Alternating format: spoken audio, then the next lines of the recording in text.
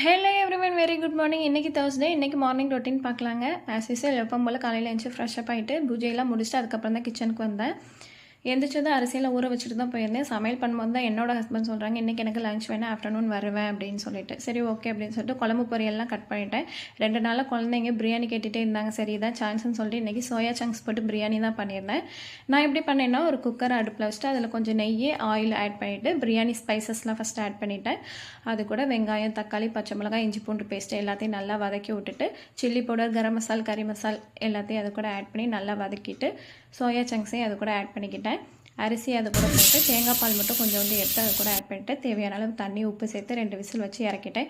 பிரியாணின்னு வச்சுட்டாலே போதும், நல்லா வாசனை கேட்டுட்டு சீக்கிரமே ரெடி ஆகிட்டு ஒருத்தி வந்து கவுண்டர் டாப் மேலே ஏறி உட்காந்துருவா. நான் தான் டேஸ்ட் பண்ணுவேன் அப்படின்னு சொல்லிட்டு அவளுக்கு ஒரு வாய் டேஸ்ட்டை கொடுத்துட்டு எல்லாத்துக்கும் சர்வ் பண்ணேன். மார்னிங் பிரேக்ஃபாஸ்ட்டுக்கு தோசையும் அவசர சட்னியும் ரெடி பண்ணேங்க. ஓகே, நாளைக்கு இன்னொரு வீடியோ பார்க்கலாம். பை.